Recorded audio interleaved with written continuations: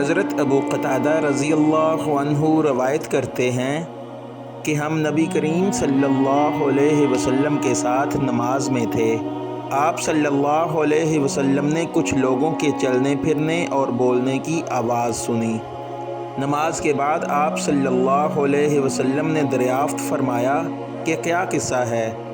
لوگوں نے کہا کہ ہم نماز کے لیے جلدی کر رہے تھے۔